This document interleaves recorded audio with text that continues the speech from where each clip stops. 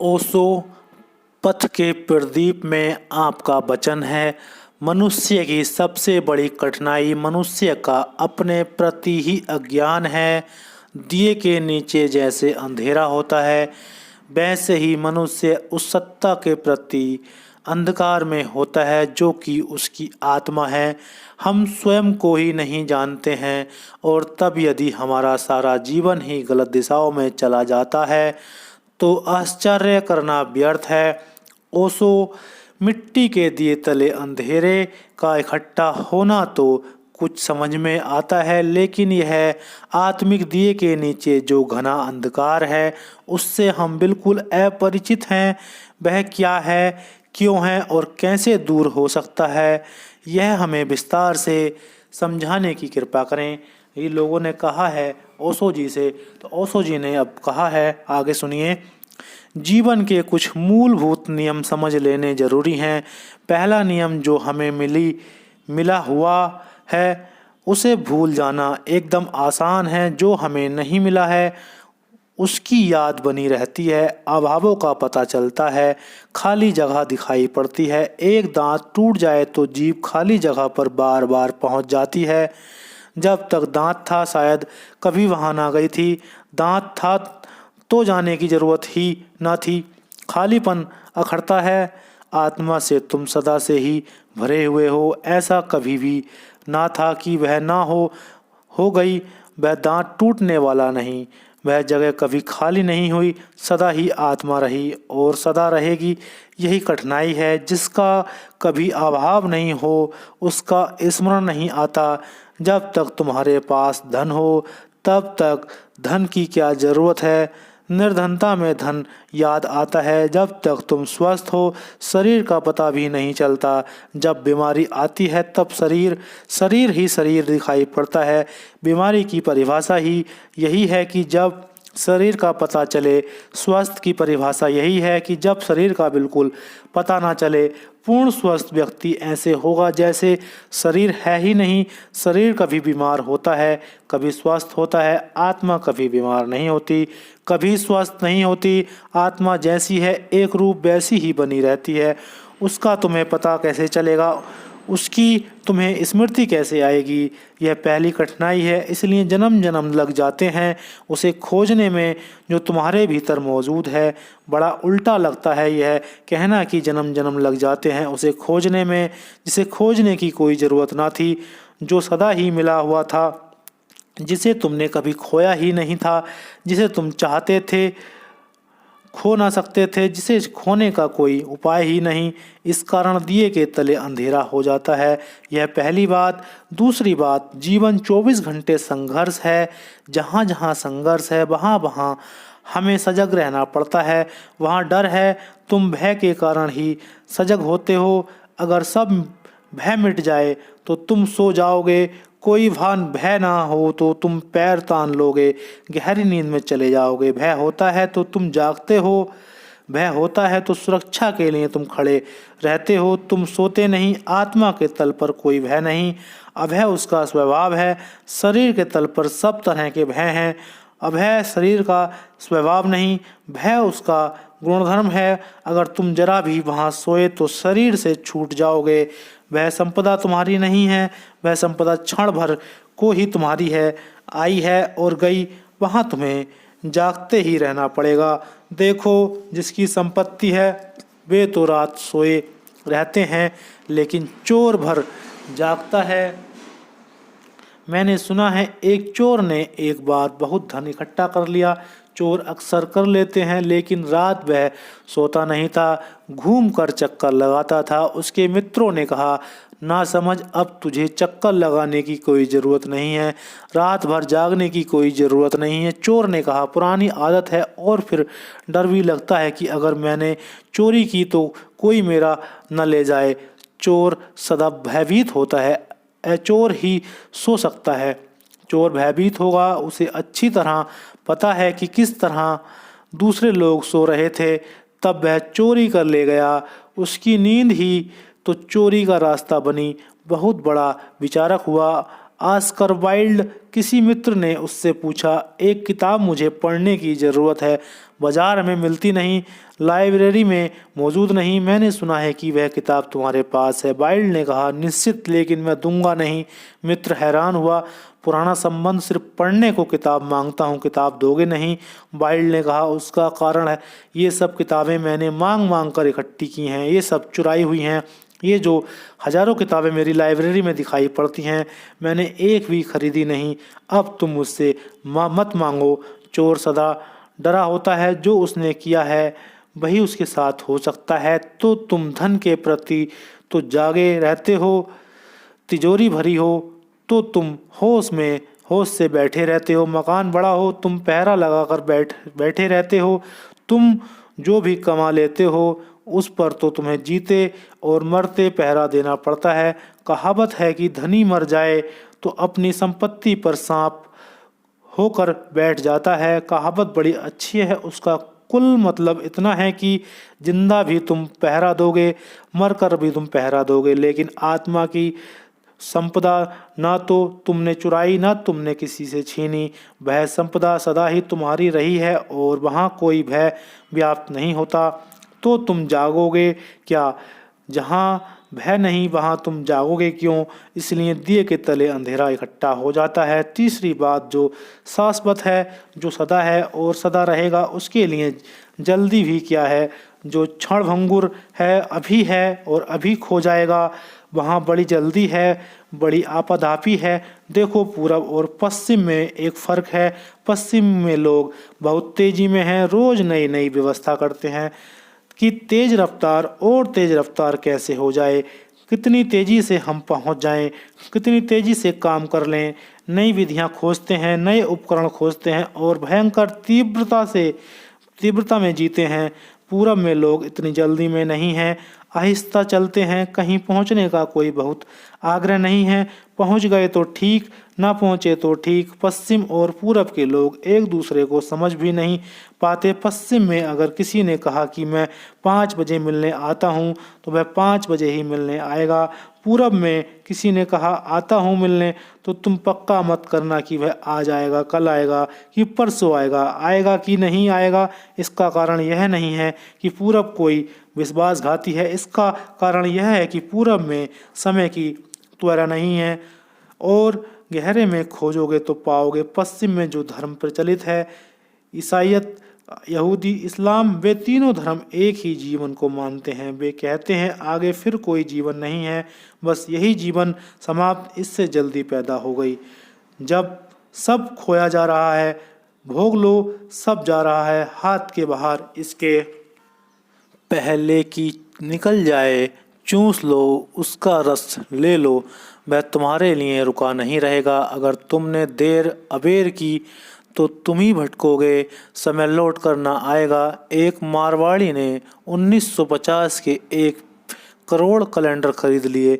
1 पैसे के 4 मिल रहे थे।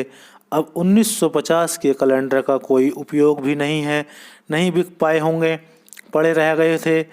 तो कोई उससे पूछा कि पागल, माना कि बहुत सस्ते हैं, 1 पैसे के 4 मिले, लेकिन उनका करेगा क्या? उसने कहा कि कभी ना कभी तो 1950 लौट कर आएगा, तब देखना, तब करोड़ों बरस जाएंगे। पूरब में लोग वर्तुलाकार समय को मानते हैं। हर चीज़ फिर लौट कर आएगी, कोई चीज़ सदा के लिए नहीं खो जाती। आज खो गई है, कल मिल सकती है, परसों मिल सकती है, इस जन्म में खो गई है, अगले जन्म में मिल जाएगी। इस जन्म में जवानी खो दिया, घबराओ मत, बहुत बार मिलेगी। इसलिए तेजी नहीं है, भागदौड़ नहीं है। पश्चिम में एक ही जन्म की धारणा है, जन्म से लेकर मृत्यु तक, बस इतनी ही 70 साल की यात्रा है, फिर सदा के लिए समाप्त। इसलिए कितनी ही तेज़ी से रफ्तार करो, कितनी तेज़ी से उत्पादन करो, आदमी का कितना समय बच जाए कि वह जीवन को भोग ले और आदमी आखिरी दम तक भोगता रहे, इसकी व्यवस्था करो। यह सारी धारणा पैदा हुई।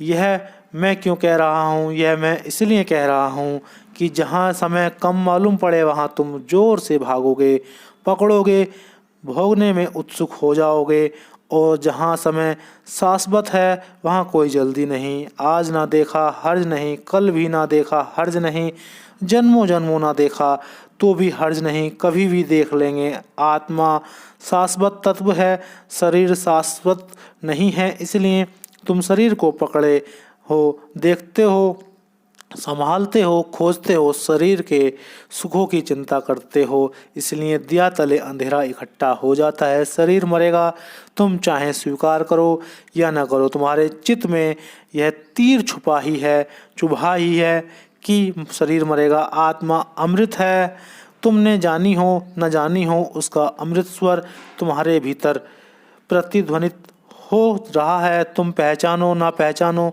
सुनो ना सुनो, वह स्वर वहाँ गूंज ही रहा है। जो अमृत है उसे भूलना आसान है, जो मरण धर्म है उसे भूलना कठिन है। जो मरण धर्म है उसे जल्दी भोग लो। गणित सीधा और साफ है, आत्मा अमृत है, शाश्वत है, वह संपदा खोने वाली नहीं, वहाँ कभी कोई बीमारी प्रविष्ट नहीं होती। इन सब कारणों के कारण दिए तले अंधेरा है। बुद्ध कितना ही कहें जल्दी करो तो भी जल्दी नहीं होती। कृष्ण कितना भी समझाएं तुम समझ लेते हो, फिर जाकर अपने संसार में लग जाते हो। यह बात इतने लोग समझाते हैं कि फिर भी समझ में नहीं आती। शरीर के संबंध में कोई भी नहीं समझ रहा, फिर भी समझ में आता है कि भोग लो, यह धारा सदा न रहेगी। ये सारे कारण अगर ठीक से देख लोगे तुम्हें समझ में आएगा कि क्यों चेतना की धारा बाहर तरफ बह रही है और भीतर की तरफ नहीं। क्यों तुम बाहर की तरफ देख रहे हो और भीतर नहीं।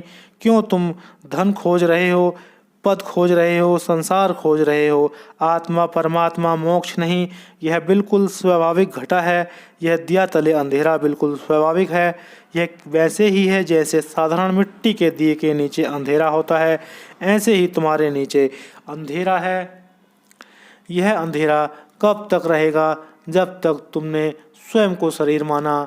यह अंधेरा रहेगा जब तक दिया है, तब तक अंधेरा रहेगा। ज्योति अकेली हो फिर उसके नीचे कोई अंधेरा नहीं रहेगा। ज्योति सहारे से है। थोड़ी देर को सोचो, ज्योति मुक्त हो गई, अकेली आकाश में उसके चारों तरफ प्रकाश होगा, लेकिन ज्योति दिए के सहारे है। दिया तो ज्योति नहीं, जितनी जगह दिया घेरेगा उतनी तो अंधेरे में रहेगी। इसलिए बड़ी विरोधाभासी घटना घटती है। दिया सबको प्रकाशित कर देता है और खुद अंधेरे में डूब जाता है। तुम सबको देख लेते हो, बस खुद ही का दर्शन नहीं हो पाता। तुम सबको समझ लेते हो, बस एक ही अनसमझा रह जाता है, वह तुम स्वयं हो। तुम सबकी सहायता कर देते हो, बस एक ही असहाय रह जाता है, वह भीतर। तुम चारों तरफ संपत्ति के ढेर लगा लेते हो, बस भीतर एक खालीपन, एक निर्धनता रह जाती है। जब तक ज्योति शरीर के सहारे है, जब तक तुमने समझा है कि मैं शरीर हूँ, जब तक ज्योति को यह भ्रांति है कि वह दिया है, मिट्टी का दिया है, जब तक ज्योति ने साफ साफ नहीं पहचाना लिया कि दिया मिट्टी का है और मैं मिट्टी नहीं, आत्मा अग्नि धर्मा है, शरीर मिट्टी है। तुमने देखा कि अग्नि का एक स्वभाव है, वह सदा ऊपर की तरफ जाती है।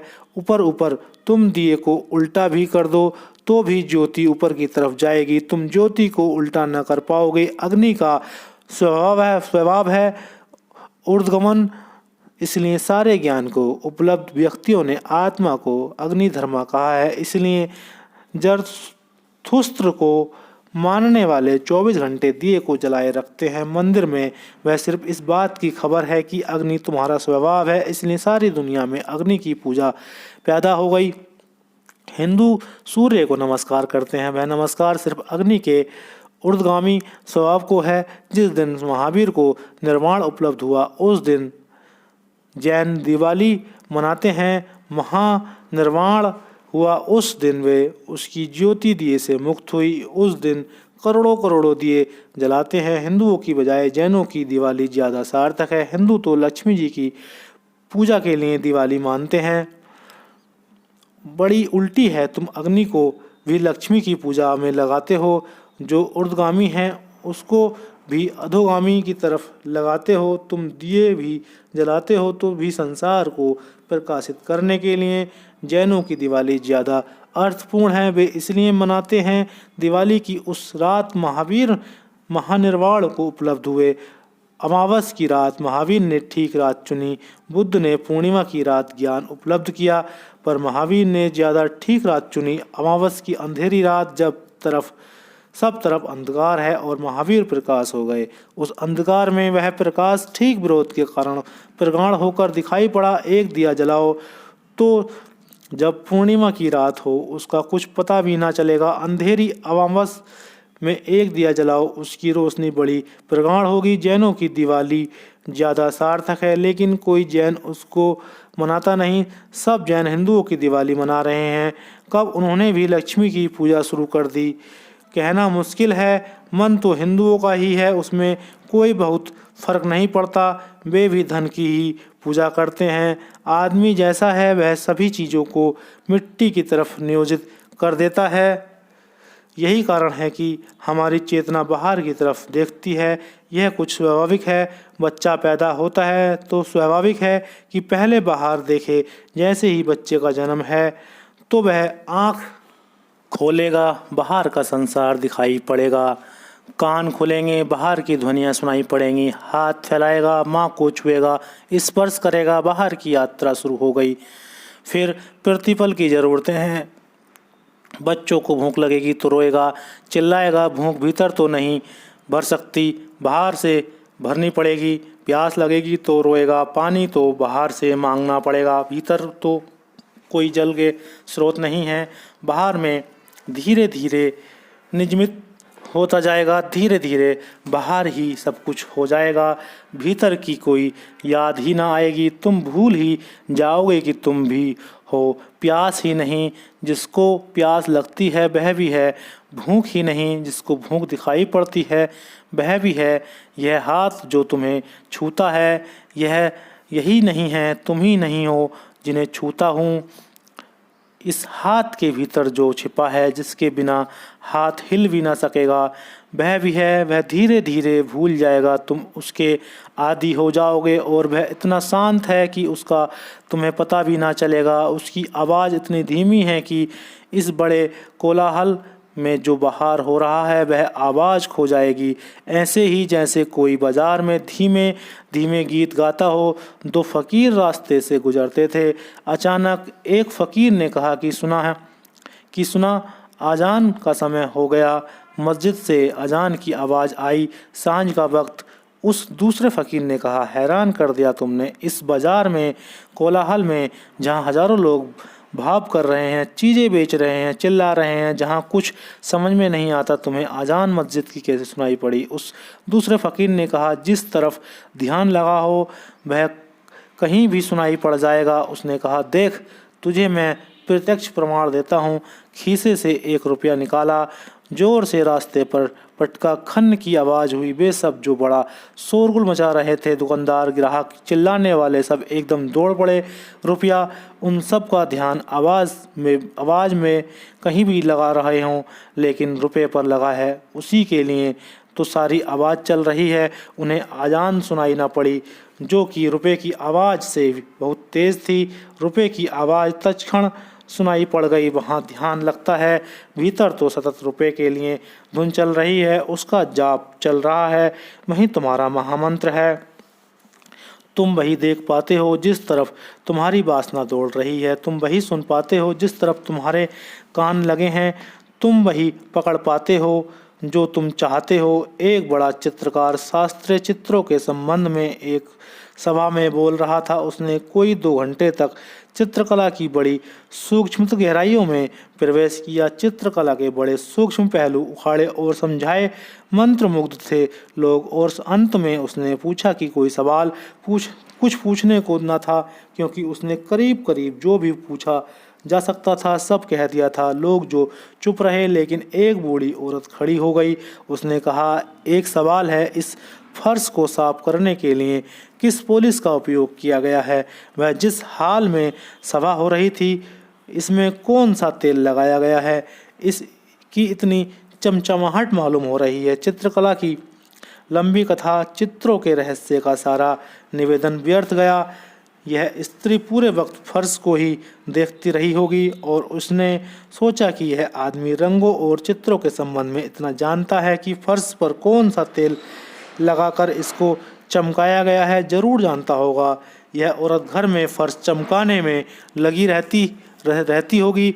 कुछ औरतें हैं जिनका दिमाग इसी में ख़राब हो जाता है, वे फर्श ही चमकाती रहती हैं, उनको खुद को चमकाने का मौका नहीं आता। वे घर की ही सफाई में लगी रहती हैं, उन्हें भीतर की सफाई का समय ही नहीं मिलता।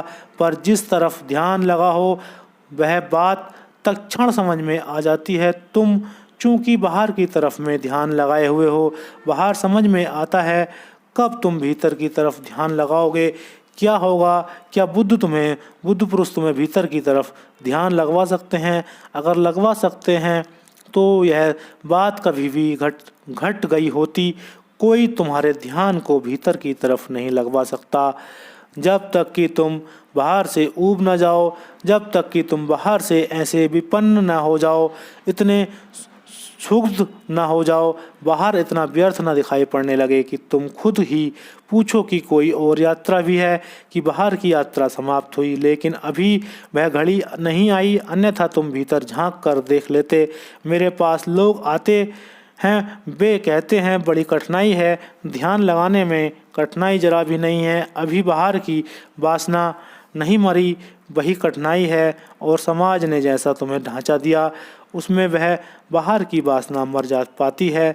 इसे थोड़ा समझना, यह थोड़ा कठिन है। समाज ने तुम्हें जो ढांचा दिया उसके कारण बाहर की वासना ना तो तृप्त हो पाती है और ना मर पाती है। तृप्त हो जाए तो मर जाए, क्योंकि सभी तृप्ति तुम्हें उबा सकती हैं। अगर तुम ऐसे समाज में रहते हो जहाँ स्त्रियाँ बुर्का ओढ़े हुए हैं, तो हर स्त्री जो रास्ते से निकलेगी उसमें तुम्हारी उत्सुकता होगी। वह चाहे भीतर कुरूप हो लेकिन बुर्का उत्सुकता जगाएगा। पश्चिम में लोग स्त्रियों में इतने उत्सुक नहीं हैं। समुद्र तट पर स्त्रियां नग्न लेटी रहती हैं, पास से लोग गुजर रहे हैं, कोई देख भी नहीं रहा, किसी को प्रयोजन नहीं है। स्त्री ओढ़ा हुआ सत्य हो गई, अब उसमें कुछ छिपाने को नहीं है। पूरब के लोग ज़्यादा चालबाज थे। घूंघट कुरूप स्त्री को भी सुंदर बनाए रखता है, रस कायम रहता है। और तुम्हारे समाज में सब चीज़ों पर घूंघट डाल दिया। जहाँ भी तुम जाओ वहाँ ही कुछ खुला नहीं है, सब छिपा है।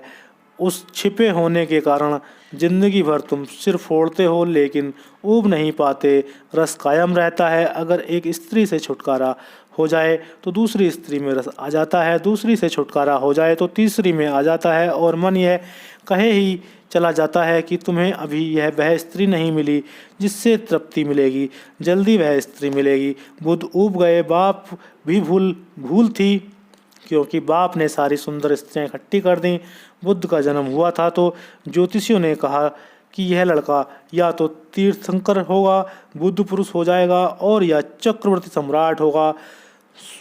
स्वभावतः बाप ने सोचा कि तीर्थंकर होने में क्या सार है, भिक्षु सन्यासी होने में क्या रस है, चक्रवर्ती सम्राट हो तो मेरे अहंकार को रस होगा, सारी दुनिया का राजा बन जाएगा। तो बाप ने ज्योतिषियों से पूछा कि तुम मुझे बताओ कि मैं इसे तीर्थंकर होने से कैसे रोकूं।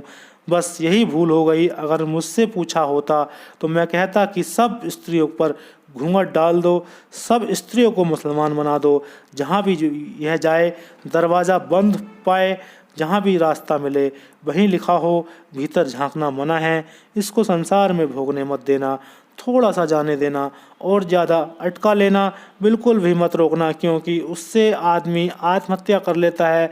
इसे इतना तो भोजन देते ही रहना कि जिंदा रहे, लेकिन पूरा भी मत देना, क्योंकि पूरा मिलते ही आदमी ऊब जाता है। आधे आधे में लटकाए रखना। तो बुद्ध शायद घर छोड़कर ना भागे होते, लेकिन ज्योतिषियों ने सीधे गणित की बात कही। जिंदगी सीधे गणित की मानती नहीं, जिंदगी बड़ी तिरछी है, उसकी चाल सीधी नहीं है, बड़ी रहस्यपूर्ण है। वह गणित जैसी 2 और 2 4 होते हैं ऐसी नहीं है। कभी कभी 2 और 2 3 होते हैं, कभी 2 और 2 5 होते हैं, कभी 2 और 2 कितना ही जोड़ते ही नहीं। जिंदगी बड़ी रहस्यपूर्ण है, पहेली भरी है। ज्योतिषियों ने कहा कि सब सुंदरतम स्त्रियां इकट्ठी कर दो राजमहल में, इसे कोई कमी ना रहने दो। ना रहेगी कमी, ना दौड़ेगा खोज में। इसके आसपास साधारण लोगों को आने ही मत दो। ना यह कभी बीमार को देखेगा, ना कभी बूढ़े को देखेगा, ना कभी मुर्दे को देखे, क्योंकि ना जीवन में मृत्यु दिखाई पड़ेगी, ना सवाल उठेगा, ना सवाल उठेगा, ना यह खोज पर जाएगा। इसके बगीचे के फूल पत्ते भी सूखने के पहले अलग कर दो, क्योंकि हो सकता है कि पूछे कि यह फूल कैसे सूख गया। शायद उससे संकेत मिल जाए और पूछने लगे कि क्या मैं भी आज जो फूल जैसा खिला हूँ कल फूल जैसा सूख जाऊँगा। तो इसे सूखे फूल मत देखने दो। सर्दी का अलग महल बनवाओ जहाँ गर्मी रहे, गर्मी का अलग महल बनवाओ जहाँ सर्दी रहे। वर्षा के लिए अलग इंतजाम करो। तो बुद्ध के पिता ने 3 महल बनवाए, उन तीनों में अलग अलग आयोजन किया। बुद्ध जवान हो गए तब तक उन्होंने बूढ़ा आदमी नहीं देखा, बीमार आदमी नहीं देखा, मुर्दा नहीं देखा। उन्हें पता ही नहीं था कि कोई मरता है। फूल सूखने के पहले हटा दिए जाते, पत्ते गिरने के पहले तोड़ दिए जाते और समस्त सुंदरतम लड़कियां सारे राज्य की उनके आसपास इकट्ठी कर दी। बस यही उपद्रव हो गया। वे ऊब गए जल्दी ही। मन हर चीज से ऊब जाता है, संसार से नहीं ऊब पाता, क्योंकि संसार तुम्हें मिल ही नहीं पाता। ऊबोगे कैसे? धनी ऊब सकता है धन से, गरीब कैसे ऊबेगा? गरीब को तो रस बना रहता है। समाज ने ऐसा ढांचा बनाया जिसमें तुम्हें जरा जरा सी बूंद टपकती मिलती है जीवन की। कभी तुम भरपेट नहीं जीवन को ले पाते हो। भरपेट ले लो, छुटकारा हो जाए। और सारा समाज समझता है कि यह बुरा है। अब यह बड़ा मज़ा है कि जिस को तुम कहते हो बुरा है, उसी उसी में रस पैदा होता है। जिस चीज़ में किसी को भी रस ना हो उसको भी तुम कह दो यह पाप है, उसमें रस आ जाएगा। एक कैथोलिक पुरोहित शराब पीने की मनाही है। शराब पी नहीं कभी, शराब में बड़ा रस था। जो भी न भोगा हो उसमें रस होता है, क्योंकि उसका अभाव खलता है।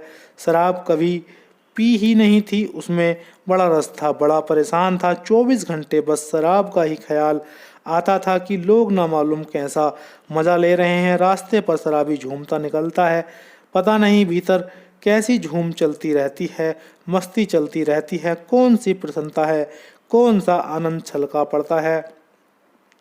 गीत गाता निकलता है, उदास चेहरे हंसते हैं। जो कभी चल भी नहीं सकता था वह भी नाचता मालूम पड़ता है। बुझे बुझे मुरझाए मुरझाए चेहरे पर रौनक आ जाती है। पता नहीं शराब भीतर क्या क्या करती है। 24 घंटे वह शराब के लिए ही सोचता था। अंततः उससे सहा ना गया तो उसने शराब चोरी से चख ली। बड़ा आनंद आया, आनंद इतना आया कि उसने सोचा कि अब यह चोरी कब तक चलाऊंगा। तो वह कैथोलिक ईसाई से प्रोटेस्ट ईसाई हो गया, क्योंकि वहाँ शराब की पाबंदी नहीं थी। वहाँ दिल खोल कर शराब पीने लगा।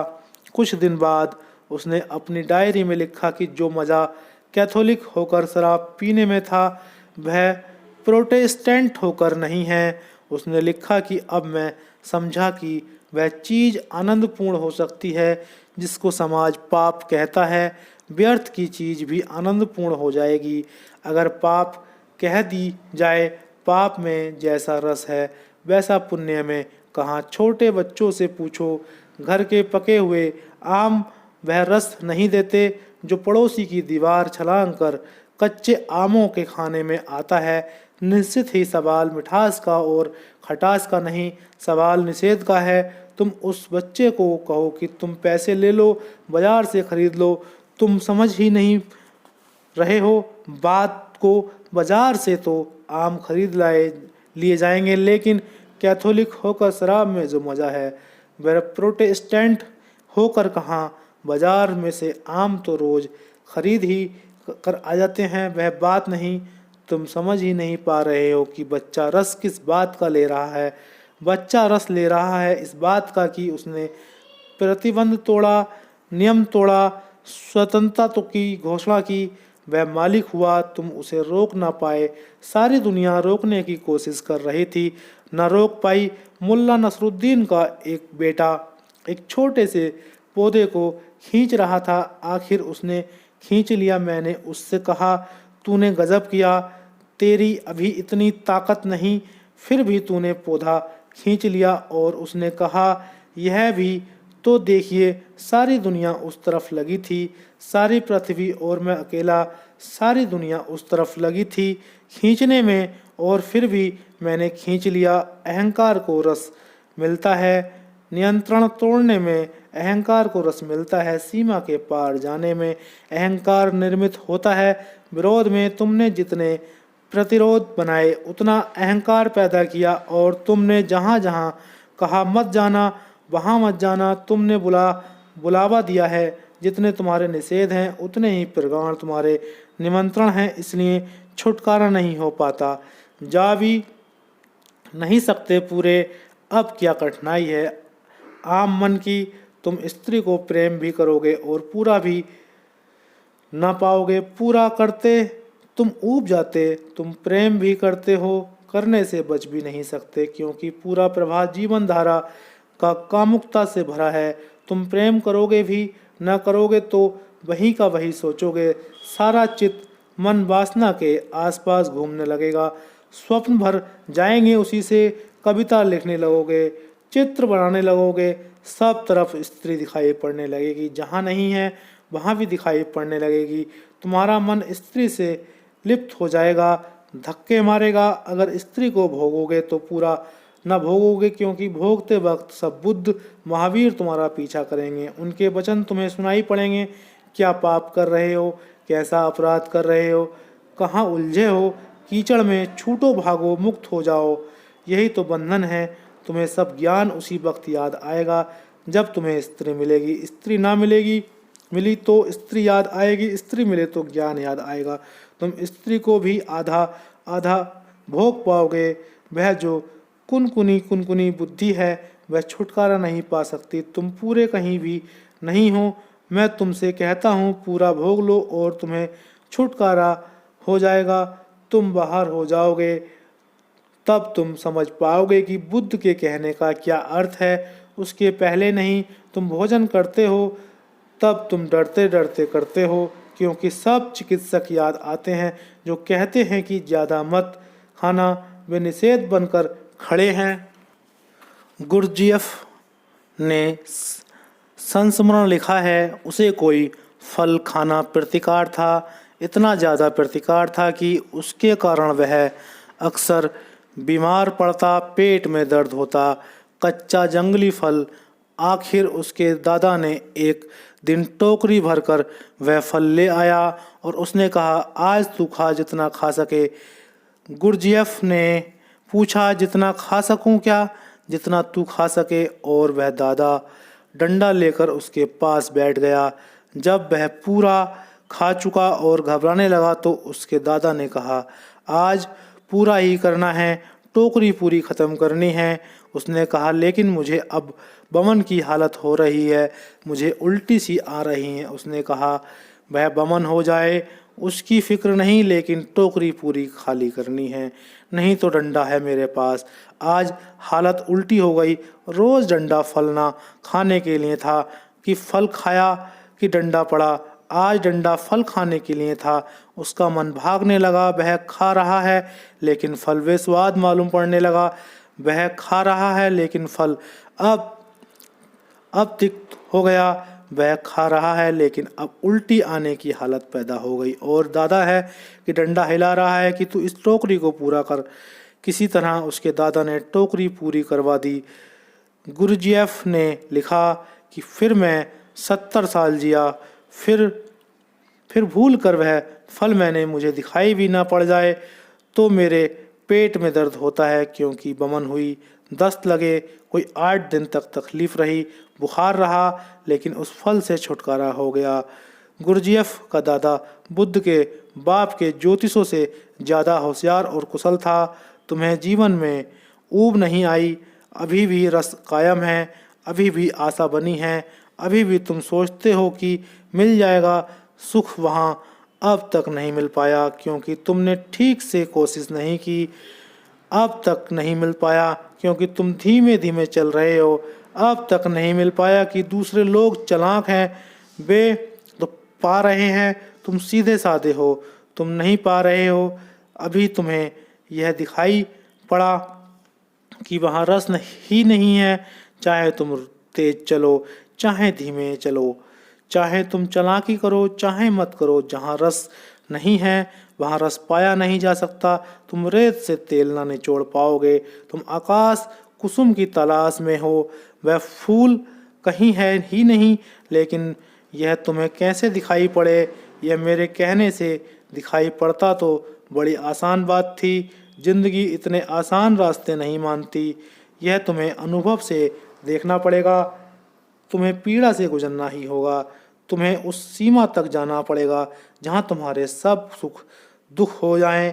इस स्मरण रखो, जहाँ तुम्हारे सब सुख दुख हो जाएं, वही संन्यास का जन्म है और वहीं से दिए के नीचे का अंधेरा मिटना शुरू होता है। क्योंकि तब रोशनी भीतर लौटने लगती है, तब यह यात्रा समाप्त हुई। बाहर कुछ भी नहीं, परिपूर्ण मन से यह जानकर कि बाहर कुछ भी नहीं, फिर तुम पूरे के पूरे भीतर लौट आते हो। पूरे बाहर चले जाओ। डर किया, भयभीत किससे हो? भय के कारण बाहर नहीं जा रहे, बाहर ना जाने के कारण बाहर में रस बना हुआ है। रस बना है तो आशा जगी है, आशा जगी है तो भीतर न मुड़ पाओगे। आधे आधे हो तुम, सब जगह तुम न मालूम कितनी नावों पर सवार हो। तुम सीढ़ी पर ऊपर भी जाना चाहते हो, नीचे भी जाना चाहते हो। तुमने एक पैर नीचे की तरफ रखा हुआ है, एक पैर ऊपर की तरफ रखा हुआ है। तुम्हारा जीवन बड़े व्यर्थ के संकट में अटका हुआ है।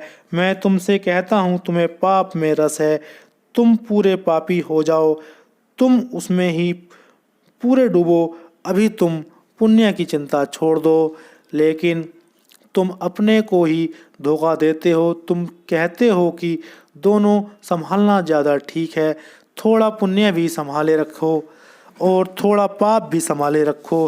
वैश्या के घर भी जाते रहो, मंदिर में भी दान करते रहो, शराब भी पीते रहो, मंदिर में भी कस्में खाते रहो। संकल्प करते रहो कि अगले वर्ष सब ठीक कर लेंगे, सब छोड़ देंगे, बस एक ही साल की बात है और कि आज का ही सवाल है, कल से तो सब ठीक कर लेना है। मुल्ला नसरुद्दीन ने एक बार कसम खा ली कि अब शराब नहीं पीना है, कुछ भी हो। शराब घर के सामने आया, बड़ी बेचैनी होने लगी, पर उसने कहा कि कुछ भी हो जाए, शराब मैं पीने वाला नहीं। कोई 20 कदम आगे तक गया, फिर उसने अपनी पीठ ठोकी और कहा, शाबाश नसरुद्दीन, इतनी हिम्मत की शराब के आगे से निकल गया और भीतर ना गया। अब इस खुशी में तुझे पिलवाते हैं। तब उसने जाकर दुगनी पी ली। सभी कस्में खाने वालों के साथ भी यही होता रहा है। मंदिर में कसम खाते हो, ब्रह्मचार्य की उसी क्षण स्त्री इतनी सुंदर दिखाई पड़ने लगती है जितनी कसम के पहले ना थी। तुम्हारी कस्में भी स्वाद को जगाने का उपाय तो नहीं। स्त्री में रस खो रहा होता है तो तुम ब्रह्मचार्य की कसम खा लेते हो, उससे रस वापस लौट आता है। भोजन से ऊबने लगते हो तो उपवास कर लेते हो, उससे रस लौट आता है। सभी विपरीत चीज़ें रस को जन्माती हैं। मनोवैज्ञानिक कहते हैं कि पति पत्नी को एक ही कमरे में नहीं रहना चाहिए, उससे रस क्षीण होता है। मनोवैज्ञानिक कहते हैं कि उन्हें 2 अलग कमरों में रहना चाहिए और 24 घंटे मिलना जुलना नहीं चाहिए, उससे रस क्षीण होता है। इसलिए पति पत्नी एक दूसरे से ऊब जाते हैं, परेशान हो जाते हैं। पत्नी को कभी कभी मायके चले जाना चाहिए, उससे रस वापस लौट आता है। जिस चीज़ से तुम ऊबने लगो उससे विपरीत करने से स्वाद लौट आता है। तुम्हारा जीवन ऐसे ही है जैसे मिठाई खाने वाला नमकीन भी खाता है, नमकीन से मीठे का रस वापस लौटता है, विपरीत से जीभ साफ होती है। तुम भोजन करते हो और मैं देखता हूँ इधर कि जो ज़्यादा भोजन करने वाले लोग हैं अक्सर उपवास में उत्सुक हो जाते हैं। जिन्होंने ज़्यादा खा लिया है अब उपवास के सिवाय कुछ बचता भी नहीं। करने को, उपवास से उनके खाने की वृत्ति फिर वापस लौट आती है। बहुत कामी चित्त के लोग ब्रह्मचर्य में उत्सुक हो जाते हैं क्योंकि काम शिथिल हो जाता है, घबरा जाते हैं। ब्रह्मचर्य से रस दे देता है, जैसे घड़ी का पेंडुलम बाएं से दाएं की तरफ जाता है, दाएं से बाएं की तरफ आता है। जब यह दाएं जा रहा है तब तुम्हें पता नहीं, बाएं आने की शक्ति जुटा रहा है। जितनी लंबी झूला देगा दाएं तरफ, उतनी ही लंबी झूला देगा बाएं तरफ। तुम्हारा चित्त ऐसे ही धुंध में भटकता है। तुम पूरे भाव से संसार को भोग लो, उसी क्षण मुक्त हो जाओगे। संसार इतना व्यर्थ है कि आश्चर्य है कि उसमें रस कायम कैसे रह जाता है। उसमें रस कायम रह जाता होगा तो उसका कारण एक ही है कि तुमने पूरी आंख खोलकर भी नहीं देखा। एक स्त्री ने जाकर एक दिन पुलिस स्टेशन में रिपोर्ट लिखवाई कि मेरे साथ बहुत अभद्र व्यवहार हुआ। एक आदमी ने मुझे रास्ते पर पकड़ लिया और मेरा चुम्बन लिया। भरी दोपहरी, बाजार खुला, दुकानों पर लोग काम कर रहे हैं, सड़कें चलती फिरती। सुपरिटेंडेंट ने कहा, कैसा आदमी था, उसका हुलिया लिखवाओ, कितना लंबा था, कैसे कपड़े पहने था, कैसी शक्ल थी। उस स्त्री ने कहा, यह मुझे कुछ भी पता नहीं। सुपरिटेंडेंट ने कहा, हैरान किया तुमने, भरी दोपहरी है, अंधेरा नहीं है, कोई आदमी ने तुम्हें पकड़ लिया, चुम्बन लिया और तुम यह भी ना देख पाई कि उसकी शक्ल कैसी है, कपड़े क्या पहने हैं, ऊंचाई लंबाई क्या है। उस स्त्री ने कहा, बात यह है कि जब भी कोई मेरा चुम्बन लेता है तो मैं आंख बंद कर लेती हूँ। स्त्रियां अक्सर कर लेती हैं। तुम संसार में तो हो, लेकिन आंख बंद करके या आधी आंख खोलकर तुम संसार का हुलिया नहीं पहचान पाते, राग रंग नहीं समझ पाते। तुम हो तो संसार में, लेकिन पूरे पूरे नहीं। और तुम सोचते हो कि यह तुम्हारी धार्मिकता है क्योंकि तुम पूरे पूरे नहीं हो। और जिस दिन तुम पूरे पूरे हो जाओगे उस दिन तुम हंसोगे कि कैसी मूर्खता है। संसार पाप नहीं है, अज्ञान है। इस बात को बहुत ठीक से समझ लो। मैं संसार को पाप नहीं कहता क्योंकि जिन जिन ने उसे पाप कहा उन सब ने तुम्हारा रस बढ़ाया है। संसार पाप नहीं है, मूर्खता है। इसलिए संसार को छोड़ना नहीं है, संसार को जानना है। संसार तुम्हारे त्याग से नहीं मिटेगा, त्याग से तो संसार का रस वापस लौट आएगा। जो खो गया रस वह फिर जीवित हो जाएगा। संसार त्याग से नहीं मिटेगा, संसार ज्ञान से मिटेगा। यह बहुत क्रांतिकारी फर्क है। संसार अगर पाप है तो उसे छोड़ने में तुम्हारा अहंकार बढ़ता है, और जिससे तुम्हारा अहंकार बढ़ता है तुम उससे कैसे छूटोगे। मैं तुमसे कहता हूँ कि संसार मूर्खता है, उससे अहंकार बढ़ाने का कोई भी कारण नहीं। उससे तुम सिर्फ मूर्ख सिद्ध होते हो। उससे सिर्फ इतना ही पता चलता है कि तुमने आँख खोल कर देखा भी नहीं कि संसार का हुलिया क्या है, ढंग क्या है, यह संसार क्या है। तुम पुलिस थाने में भला रिपोर्ट लिखवाने पहुंच गए हो, तुम भला किसी सदगुरु के पास पहुंच गए हो और कहते हो छुटकारा दिलाओ इस संसार से, लेकिन कोई तुम्हें छुटकारा नहीं दिला सकता। तुम्हारी खुली आंखों के अतिरिक्त भरपूर नज़र से इसे देख लो। आंख बंद क्यों करते हो? पर आंख बंद करने के पीछे जाल है। सबने समझाया कि यह बेकार है। तुम्हारी खोपड़ी में ये विचार बैठ गए हैं कि संसार बेकार है, क्या भोगना। तो जब तुम भोगते हो, आंख बंद कर लेते हो, इसलिए पूरा भोग नहीं पाते। पूर्ण भोग त्याग बन जाता है। तुम्हें जिस चीज़ में रस हो तुम उसी की मत सुनना, तुम उस रस को पूरा ही कर लेना। जिस दिन तुम पूरा करोगे उस दिन पाओगे कि तुम कैसी व्यर्थता में लगे थे। संसार व्यर्थ हो जाए तत्क्षण अंतर यात्रा शुरू हो जाती है। तब मिट्टी का दिया बेकार हुआ, तब रोशनी सब तरफ गिरती है, दिए के नीचे का अंधेरा मिटता है। इसे समस्त ज्ञानियों ने आत्मज्ञान कहा है, लेकिन आत्मज्ञान के पहले एक शर्त है और वह है संसार ज्ञान। संसार एक विद्यापीठ है, एक अनुभव का विस्तार है। उस अनुभव को तुम कच्चा कच्चा क्यों लेते हो? उसे पकने क्यों नहीं देते कि वह खुद गिर जाए? कच्चे फलों को तोड़ना पड़ता है, तोड़ने से फल को भी घाव लगता है, वृक्ष को भी घाव लगता है। पके फल चुपचाप गिर जाते हैं, उन्हें तोड़ना भी नहीं पड़ता। आज की सुबह मैं देख रहा था बादाम के वृक्ष पर पत्ते पक गए हैं, पका पत्ता ऐसा गिरता है वृक्षों को भी पता नहीं चलता, पत्ते को भी पता नहीं चलता, चुपचाप गिर जाता है, कहीं कोई घाव नहीं छूटता। जिस दिन संसार का ज्ञान ठीक ठीक हो जाता है, पक गए और पका हुआ त्याग ऐसा है जैसे पका हुआ पत्ता, पका हुआ वृक्ष, कहीं कोई खबर नहीं होती। तब तुम जाकर शोरगुल ना मचाओगे कि मैंने त्याग कर दिया, यह कच्चे टूट गए फल का लक्षण है। तब तुम जाकर डुंडी ना पीटोगे गांव में कि देखो मैंने त्याग कर दिया। तब तुम किसी से ना कहोगे कि मेरी शोभा यात्रा निकालो कि मैंने त्याग कर दिया, देखो मैंने सब संसार छोड़ दिया। अगर सच में ही तुम्हें अनुभव हो गया कि संसार व्यर्थ है, तो क्या तुम कहोगे कि मैंने उसे छोड़ दिया? क्या तुम्हारे भीतर त्याग की अस्मिता निर्मित होगी? तुम रोज अपने घर के बाहर कचरा फेंकते हो, क्या तुम मोहल्ले में जाकर खबर करते हो कि कचरे का त्याग कर दिया, आज फिर किया, फिर से छोड़ा? अगर तुम ऐसा करोगे तो मोहल्ले के लोग तुम्हें विकसित समझेंगे, मोहल्ले के लोग समझेंगे कि कचरा भी छोड़ते हो। इसका भी अर्थ हुआ कि कचरे में बड़ी पकड़ है। जब भी तुम किसी त्यागी को पाओगे जो त्याग में रस ले रहा है, तो समझ लेना कि अधूरा छूट गया, कच्चा टूट गया, और जो कच्चा टूटता है उसे वापस लौटना पड़ेगा। पके बिना छुटकारे का कोई मार्ग नहीं है।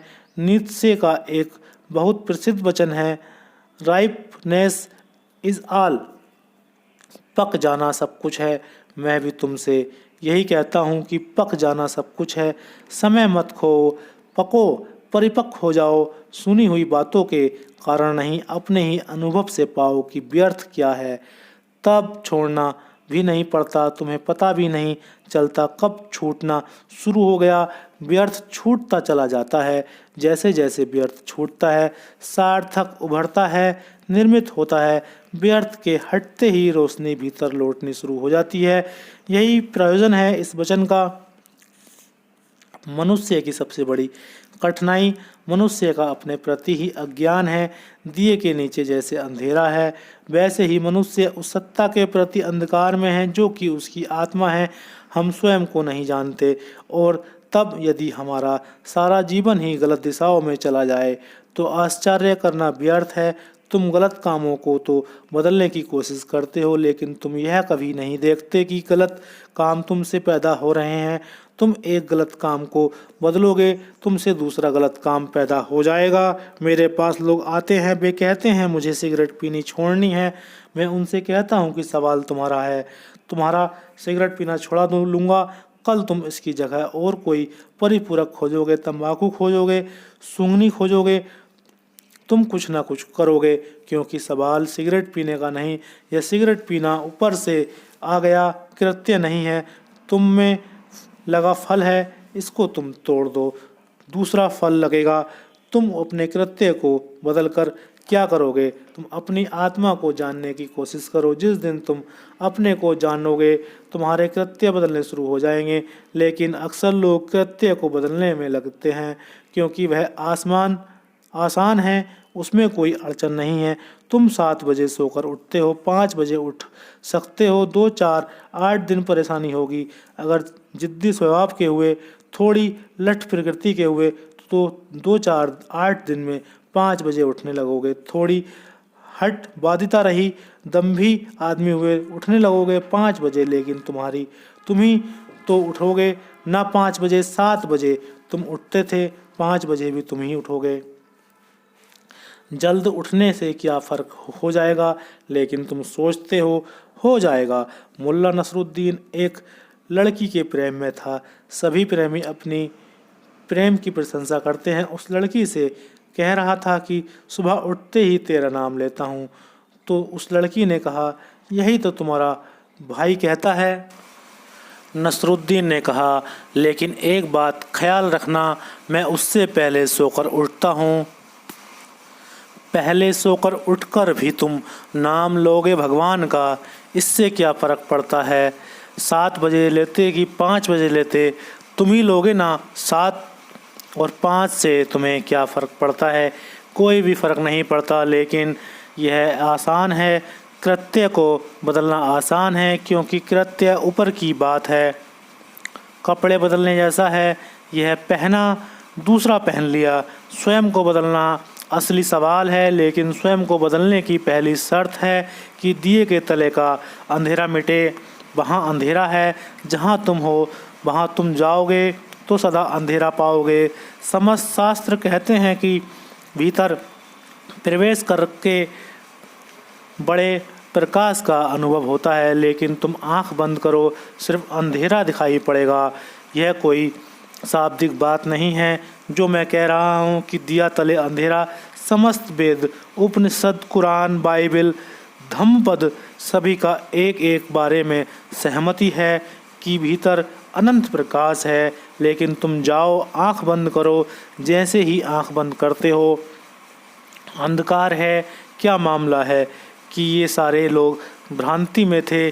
तुम जब भी आंख बंद करते हो अंधेरा है और ये सब चिल्लाए चले जाते हैं। अलग अलग देशों में पैदा हुए लोग अलग अलग समयों में, एक दूसरे से कोई संबंध भी नहीं है, एक दूसरे से सीखने का उपाय भी नहीं है, लेकिन समस्त शास्त्र कहते हैं कि भीतर परम प्रकाश है।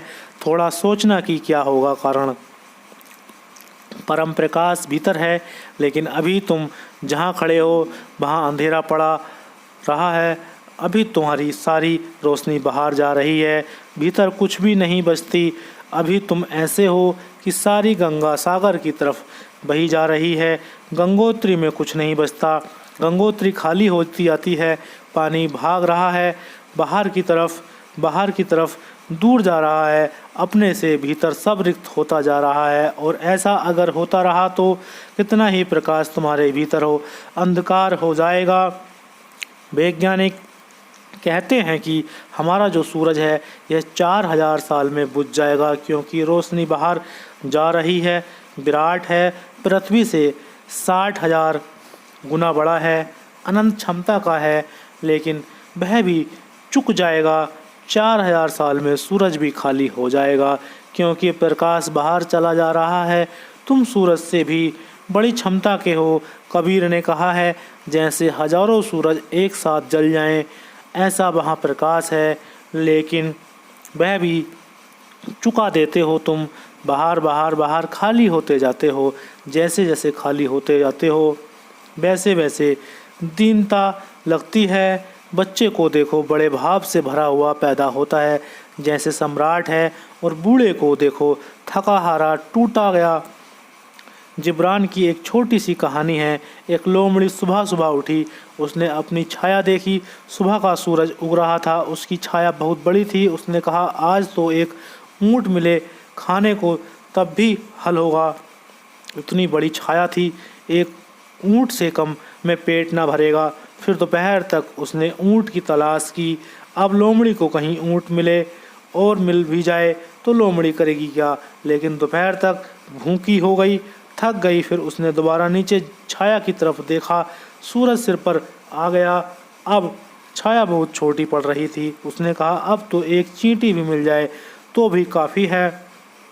सभी बच्चे ऐसे भरे हुए पैदा होते हैं। सुबह छाया बड़ी लंबी पड़ती है, बूढ़े होते होते सब सिकुड़ जाती है। ऊँट की आशा लेकर चलते हैं, चींटी भी मिलती नहीं। अब तो एक चींटी भी मिल जाए तो बहुत है। सुबह ऊँट भी मिलने से काम चलने वाला नहीं है। सभी बच्चे बड़ी महत्वाकांक्षा लेकर संसार में चलते हैं, और सभी बूढ़े सिर्फ टूटे हुए खिलौने लेकर समाप्त होते हैं। सब सपने पैरों तले रुंधे हुए, सब इंद्रधनुष टूटे हुए। बूढ़े की असली पीड़ा ना तो बुढ़ापा है ना मृत्यु है, बूढ़े की असली पीड़ा है सब सपनों का टूट जाना। सब महत्वाकांक्षाएं व्यर्थ सिद्ध हुई। जो भी पाना चाहा वह व्यर्थ गया, मिला तो भी व्यर्थ गया, ना मिला तो भी व्यर्थ गया। जीवन बड़ा अनूठा है, यहाँ सभी हार जाते हैं, जीतता यहाँ कोई भी नहीं। जो जीते हुए दिखाई पड़ते हैं वे भी हार जाते हैं, जो हारे हुए हैं वे तो हारे हुए हैं ही। यहाँ पराजित और विजेता सब बराबर हो जाते हैं। मृत्यु जैसी समाजवादी और कोई घटना नहीं है, वह बिल्कुल परम समयवादी है, सबको बराबर कर देती है। सब लिखा पढ़ा साफ हो जाता है। जैसे जैसे जीवन उतरने लगता है वैसे वैसे लगता है सब व्यर्थ गया। इसके पहले अगर तुम सजग हो जाओ कि यह जीवन का स्वभाव ही है व्यर्थ जाना, बाहर तुम संपदा को पा ही ना सकोगे और तुम जो भी खोजोगे अगर भीतर तुम गलत हो तो तुम्हारी सब खोज गलत होगी। यात्रा पथों का सवाल नहीं, यात्री का सवाल है। मुझसे लोग पूछते हैं कि सही मार्ग क्या है, उनसे कहता हूँ तुम मार्ग की फिक्र छोड़ो। सही यात्री गलत मार्ग से कभी से भी पहुँच जाएगा और गलत यात्री सही मार्ग पर भी क्या करेगा। तुम्हारी आँखों में अगर नशा हो तो तुम जो भी देखोगे सब गलत होगा। मुल्ला नसरुद्दीन और उसका जुड़वा भाई दोनों का जन्मदिन था तो दोनों ने सोचा जाएं किसी होटल में खाएं पिएं और मौज करें। दोनों ने एक से कपड़े पहने, एक सी टाई लगाई, एक से रंग के कोट, एक सा जूता, एक सा रुमाल खोसा। दोनों पहुँचे, मिठाई खाई, भोजन किया, शराब घर में पहुँचे, एक से गिलासों से एक सी शराब बुलाई।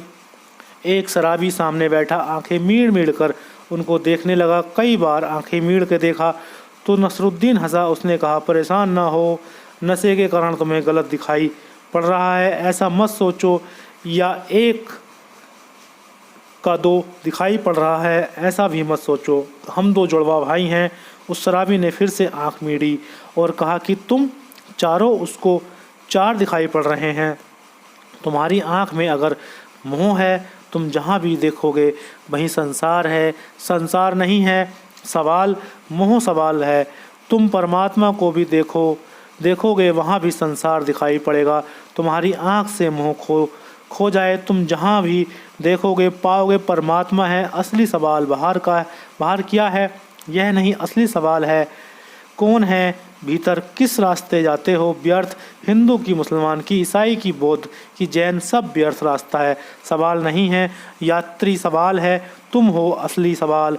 और तुम्हारी दो स्थितियां हैं, एक तो स्थिति है कि प्रकाश बाहर जाता हुआ भीतर अंधेरा, और दूसरी स्थिति है प्रकाश भीतर आता हुआ और भीतर कोई अंधेरा नहीं। जिस दिन तुम भीतर प्रकाश से भर जाते हो उस दिन तुम जहाँ भी जाओगे वहीं प्रकाश है, उस दिन तुम जहाँ भी जाओगे वहीं परमात्मा है, उस दिन तुम जहाँ देखोगे वहीं ब्रह्मा, उस दिन तुम जहाँ झांकोगे वहीं उसे जाओगे वहीं परमात्मा है, उस दिन तुम जहाँ देखोगे वही ब्रह्मा, उस दिन तुम जहाँ झांकोगे वहीं उसे पाओगे। जीसस ने कहा है तोड़ो लकड़ी की को और पाओगे तुम मुझे, उठाओगे पत्थर को मैं ही छिपा हूँ। लेकिन यह किसके लिए कहा, तुम लकड़ी तोड़ोगे ईश्वर को पाओगे, तुम कुछ भी ना पाओगे। लकड़ी और टूट गई, पत्थर उठाओगे ईश्वर को दबा हुआ पाओगे। असंभव, तुम जहाँ भी जाओगे जो तुम्हारी दशा है उसी की प्रतिध्वनि पाओगे। संसार दर्पण है, तुम अपने को ही देखोगे और कुछ देखने का उपाय नहीं। और दर्पण को तोड़ने में मत लग जाना, उससे कोई फर्क ना पड़ेगा। मैंने सुना है एक कुरूप स्त्री थी, वह जहाँ भी दर्पण देखती तोड़ देती। लोग उससे पूछते कि ऐसा तू क्यों करती है, तो वह कहती क्योंकि दर्पण के कारण मैं कुरूप हो जाती हूँ। दर्पण किसी को कुरूप नहीं करते, दर्पण तो वही झलका देते हैं जो तुम हो। तुम्हारे सब संबंध, पति पत्नी, बेटे पिता, माँ मित्र, शत्रु समाज, संसार तुम्ही को झलकाता है। सभी दर्पण हैं, जहाँ जहाँ तुम देखते हो कुरूपता वहीं से तुम भागते हो। दर्पण तोड़ते हो, दर्पण तोड़ने से क्या होगा, अपने को बदलो। लेकिन अपने को बदलने का स्मरणहीन तब आता है जब रोशनी भीतर की तरफ जानी शुरू हो जाती है। दो यात्री हैं, प्रकाश की या बाहर की तरफ या भीतर की तरफ, और जो गहनतम घटना घटती है वह यह है कि जैसे ही प्रकाश भीतर आना शुरू होता है, जैसे ही तुम आंख बंद करते हो और ध्यान भीतर आता है। कब आएगा ध्यान भीतर, जब बाहर कोई वासना न हो। वासना ध्यान को आकर्षित करती है, वह ध्यान का ऑब्जेक्ट है, विषय वस्तु बन जाती है। उपवास करो, भोजन पर ध्यान जाएगा, कभी नहीं जाता था भोजन पर, उपवास के दिन भोजन पर जाएगा। मंदिर में बैठो, ध्यान दुकान पर जाएगा। क्यों ऐसा होता है, जिस चीज़ की भी मन में वासना है, चाह है, जब तुम उसे छोड़ते हो तो वह सारी प्रगाढ़ता से ध्यान को आकर्षित करती है। आंख बंद करते हो, भीतर ध्यान क्यों नहीं जाता? क्योंकि अभी बाहर चाह कायम है। निर्वासना हुए बिना ध्यान ना होगा। क्या होगा, क्या करोगे? साधु संत समझते हैं, वासना छोड़ो। काश इतना आसान होता। यह ऐसे ही है जैसे किसी को बुखार चढ़ा, तुम बड़े ज्ञानी हो, उसको कहो बुखार छोड़ो, औषधि बताओ कुछ। यह तो वह भी चाहता है कि बुखार छोड़ दे, लेकिन छोड़े कैसे? तुम कितना ही कहो कि तुम ही बुखार को पकड़े हुए हो, बुखार तुम्हें नहीं पकड़े हुए है, फिर भी वह कहेगा कि मैं क्या करूं, कैसे छोड़ूं? बुखार है, औषधि चाहिए। क्या औषधि है? इस संसार से चाह टूट जाए, एक ही औषधि में अनुभव कर पाता हूँ, और वह यह है कि तुम बहुत सजगता से संसार को भोगो। बेहोशी में भोगोगे, यह संसार कभी भी तुमसे छूटेगा ना। तुम सजगता से भोगो। जहाँ जहाँ संसार कहे वहाँ वहाँ, यहाँ वहाँ रस है, वहाँ वहाँ जाओ, वहाँ वहाँ पूरा ध्यान लगा दो। भूल जाओ परमात्मा को, भूल जाओ आत्मा को, भूल जाओ सद्गुरुओं को, शास्त्रों को। पूरा ध्यान वहाँ लगा दो और पूरे ध्यान से भोग लो। जिस चीज़ को तुम पूरे ध्यान से भोग लोगे वही व्यर्थ हो जाएगी। सार्थकता वहाँ ही नहीं है। संसार को व्यर्थ करोगे, संसार को चुका दो, तुम अचाह से भर जाओगे। और जब अचाह होगी तब भीतर ध्यान ले जाने में क्या अड़चन है? अड़चन खत्म हो गई, बाधा कोई ना रही। तब बिना विधि के भी ध्यान भीतर जाता है। विधियों की तो ज़रूरत इसलिए है क्योंकि तुम बिल्कुल अस्त व्यस्त हो। तब तुम आंख बंद करो, ध्यान भीतर जाता है। आंख खोलो, ध्यान बाहर जाता है। हाथ से किसी को छुओ, स्पर्श दूसरे को मिलता है। मत छुओ, थिर बैठ जाओ, खुद का स्पर्श शुरू हो जाता है। इतना ही सहज है। लेकिन चाह टूट जाए, और चाह के टूटने का ढंग है औषधि की। चाह को ध्यानपूर्वक, संभोग को ध्यानपूर्वक, स्त्री से छुटकारा हो जाएगा, पुरुष से छुटकारा हो जाएगा। भोजन करो ध्यानपूर्वक, स्वाद से मुक्ति हो जाएगी। सौंदर्य को देखो ध्यानपूर्वक, सौंदर्य समाप्त हो जाएगा। सुख को देखो गौर से, सुख खो जाएगा। दुख को देखो गौर से, दुख खो जाएगा। जैसे जैसे बाहर की चीज़ें व्यर्थ होंगी, वैसे वैसे दिए के नीचे जो अंधेरा है वह मिटेगा, रोशनी आएगी। और जिस दिन दिए के नीचे का अंधेरा मिट जाता है उस दिन आत्मज्ञान। बुद्ध ने मरते समय जो अंतिम शब्द कहे वे हैं अपदीपो भाव। आनंद से ने पूछा है, अब हम क्या करेंगे? तुम हमारे दिए थे, तुम्हारी रोशनी से हम चलते थे, तुम प्रकाश थे तो अंधेरा ना था। अब रात अंधेरी हो जाएगी, अब हम भटकेंगे। हम तुम्हारे प्रकाश में भी ना पहुंच पाए, हम तुम्हारे बिना कैसे पहुंचेंगे? तुम बुझे जा रहे हो, हमारा क्या होगा? बुद्ध ने कहा, अप दीपो भाव, अपने दिए बनो आनंद।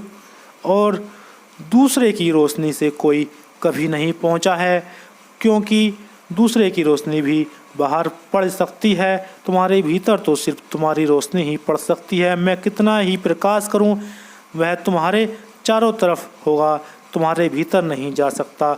मैं कितना ही समझाऊं, वह समझ तुम्हारे चारों तरफ से तुम्हें घेर लेगी, तुम्हारा वातावरण बन जाएगी, तुम्हारे चारों तरफ एक आभा का मंडल बन जाएगी, लेकिन भीतर नहीं जाएगी। भीतर तो तुम्हारा ही ज्ञान स्फुरित होगा, तुम्हारी ही आत्मा जलेगी, तुम्हारा ही दिया जलेगा। तभी वह दिया जल ही रहा है, सिर्फ उसके नीचे अंधेरा है। अंधेरे के कारण मैंने तुम्हें बताए, एक एक कण कारण को तोड़ते चलो। सबसे बड़ा कारण यह है कि तुम्हारा रस अभी संसार में कायम है। तो मैं नहीं कहूँगा तुमसे कि रस कायम रखते हुए तुम भीतर मुझे तुम कभी ना मुड़ पाओगे। तुम इस रस को विरस कर डालो, और विरस करने का मेरा प्रयोग बिल्कुल भिन्न है जो तुम्हें दूसरों ने समझाया है। दूसरों ने समझाया है कि विरस कर डालो, मतलब समझो ऐसा कि इसमें कोई रस नहीं, विचार करो, इसमें कोई रस नहीं। मैं तुमसे नहीं कहता कि विचार करो, मैं कहता हूँ ध्यान करो। सोचो मत कि रस नहीं है, सिर्फ ध्यान को गड़ा कर देखो, अगर रस है तो मिल जाएगा, रस नहीं है तो मिल जाएगा। अब तक संसार में जिन्होंने ध्यान से देखा, जिन्होंने बाहर ध्यान से देखा, उन्होंने पाया कि वहाँ सब आसार है। यह आसार की प्रतीति तुम्हारी अंतर यात्रा का द्वार बन जाती है। रोशनी भीतर आ जाए, तुम रोशनी के एक भीतरी वर्तुल बन जाओ, फिर तुम्हारे जीवन में कुछ गलत ना होगा। तुम जो भी करोगे वह ठीक। लोग कहते हैं कि साधु वह है जो ठीक करता है, जो ठीक ठीक करता है सब काम, जिसका सब व्यवहार सम्यक है वह साधु है। मैं नहीं कहता, मैं तो कहता हूँ साधु जो करता है वही सम्यक व्यवहार है, वही ठीक ठीक व्यवहार है। व्यवहार से कोई साधु नहीं होता, साधु से व्यवहार जन्मता है। आचरण तो तुम ठीक ठीक कर सकते हो, बिल्कुल राम जैसा, लेकिन तुम राम ना हो जाओगे। तुम ज़्यादा से ज़्यादा रामलीला के राम रहोगे। यही तो बेचैनी है। इतने साधु संत हैं, इतने राम कृष्ण चारों तरफ मौजूद हैं, उनमें अधिकतर अभिनेता हैं, उनकी मंच बड़ी है।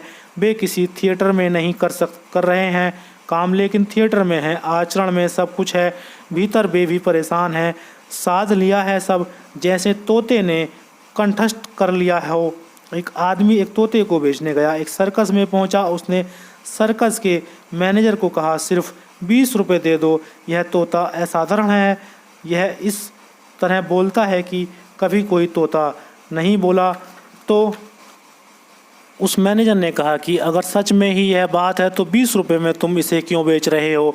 हटाओ इस तोते को यहाँ से। 20 रुपये में कोई ऐसे अद्भुत तोते को बेचने आएगा क्या?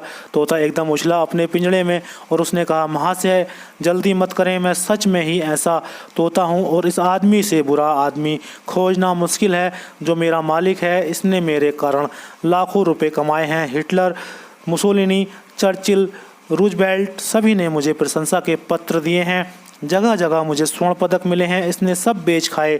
यह मुझे ठीक से खाना भी नहीं देता, पानी भी नहीं पिलाता। आप थोड़ी दया करें और मुझे खरीद लें। चौंक गया वह मैनेजर तो सर्कस का कि ऐसी भाषा जैसे ठीक काशी से शिक्षित पंडित हो, शुद्ध और इतनी संगत। उसने उस आदमी को कहा, तू पागल है, यह तोता लाखों का है और तू 20 रुपये में बेच रहा है। क्या कारण है तेरा बेचने का? उसने कहा कि और तो सब ठीक है, मैं इसकी झूठ से बहुत ऊब गया हूँ। 24 घंटे बकवास, एक तो बकवास लगाए रखता है और मुझे पता है कि सिर्फ तोता है तो सिर्फ बकवास है, भीतर तो कुछ है नहीं इसके। और जो भी सुन लेता है दोहराने लगता है, ये हिटलर, मुसोलिनी ना इसने कभी देखे। तो मैं इससे थक गया हूँ, इससे मैं छुटकारा चाहता हूँ। 20 रुपये तो सिर्फ बहाना है, आप इसको मुफ्त में भी रख लें। तुमने कभी अपने मन की तरफ ख्याल किया कि मन क्या है? इस तोते से ज़्यादा नहीं, इसने कुछ जाना नहीं। वेद पढ़ लिए हैं, उपनिषद रट लिए हैं, दोहरा सकता है कबीर को, कुंद कुंद को, किसी को भी, पर यह तोते से ज़्यादा है। और यह तोता कितना ही कुशल हो गया हो, बोलने में 20 रुपये में भी कोई लेने को तैयार होगा क्या? लेकिन आश्चर्य है कि तुम इससे अभी तक ऊबे नहीं और इसकी झूठों से भी तुम ऊबे नहीं। इसने जमाने भर के गोल्ड मेडल इकट्ठे कर लिए हैं। यह तुमसे निरंतर झूठ बोल रहा है और तुम भरोसा किए चले जाते हो और इसकी बकवास 24 घंटे चल रही है। तोता तो कभी सोता भी रहा होगा, यह सोता भी नहीं। यह रात भर सपने चलाता है, दिन भर विचार चलाता है और कुछ भी सार नहीं। तुम्हारा मन भी एक झूठ है जो तुमने उधार ले लिया, तुम्हारा आचरण भी एक झूठ है जो तुमने उधार ले लिया। तुम्हारे पास ना तो कोई अंतरात्मा है, ना कोई अंतकरण। आचरण तुमने दूसरों से सीख लिया। जैन घर में पैदा हुए तो रात खाना नहीं खाते, हिंदू घर में पैदा हुए तो मज़े से खाते हो, मुसलमान घर में पैदा हुए तो मांसाहार में कोई अड़चन नहीं है। तुम सीखते हो दूसरों से, तुम्हारे चारों तरफ जो बताया जाता है वही तुम पकड़ लेते हो। कोई फ़र्क नहीं है हिंदू, मुसलमान, जैन में। जो जैन को बताया गया वह उसने पकड़ लिया, जो मुसलमान को बताया गया वह उसने पकड़ लिया, जो हिंदू को बताया गया वह उसने पकड़ लिया। तो तुम्हें कोई फ़र्क नहीं है, जो बताया गया वह पकड़ लिया। तुमने अपनी चेतना का कोई उपाय किया पकड़ने में? तुमने अपनी तरफ से जीवन को कुछ साधा या जो सुना अंधे की तरह तुम उसके पीछे चले गए। तुम बिल्कुल उधार हो और इस उधारी से तुम्हारे भीतर बड़ा अंधकार है। न चिंता करो आचरण की, न चिंता करो व्यवहार की, न चिंता करो विचार की, चिंता करो सिर्फ ध्यान की, क्योंकि उस एक के साधने से सब साध लिया जाएगा। जैसे माला के भीतर धागा अनुस्तु है, ऐसे तुम्हारे आचरण व्यवहार विचार सब में ध्यान अनुस्यूत है। यह धागा है, उस एक को पकड़ लो, सब पकड़ में आ जाएगा। कहाँ से पकड़ोगे? जहाँ तुम हो, अभी तुम बाहर हो, वहीं ध्यान करो। भोजन को ध्यान बना लो, भोग को ध्यान बना लो, धन को ध्यान बना लो, क्रोध को ध्यान बना लो। जो भी हो, जहाँ हो वहीं ध्यान को लगा दो और तुम बड़े चकित हो जाओगे। क्रोध से ध्यान जोड़ा कि क्रोध समाप्त हो जाता है, ध्यान ही रह जाता है। लोभ से ध्यान जोड़ा, लोभ समाप्त हो जाता है, ध्यान ही रह जाता है। संसार में ही ध्यान करते करते तुम पाओगे कि संसार खो गया, ध्यान रह गया। जैसे ही ध्यान बचता है, अंतर यात्रा शुरू हो जाती है। दिए के नीचे का अंधेरा मिट जाता है। पहुंच जाते हो तुम उस जगह जहां हजारों सूर्य एक साथ उदित हो रहे हैं और जो कभी डूबते नहीं, जिनका कोई अस्त नहीं। तुम्हारे भीतर परम सूर्य उदय छिपा है। आज के लिए इतना ही। ओशो जी ने आपको कितने अच्छे से समझाया। दिया तले अंधेरा, शरीर से तादात्म्य के कारण आत्मिक दिए के तले अंधेरा। उम्मीद करता हूँ आपको अच्छा लगा होगा। अच्छा लगा है तो लाइक कर दीजिए, एक दूसरे के साथ शेयर कर दीजिए। नए जुड़ रहे हैं तो चैनल को सब्सक्राइब करके ज़रूर जाइए। बहुत बहुत धन्यवाद। Thank you.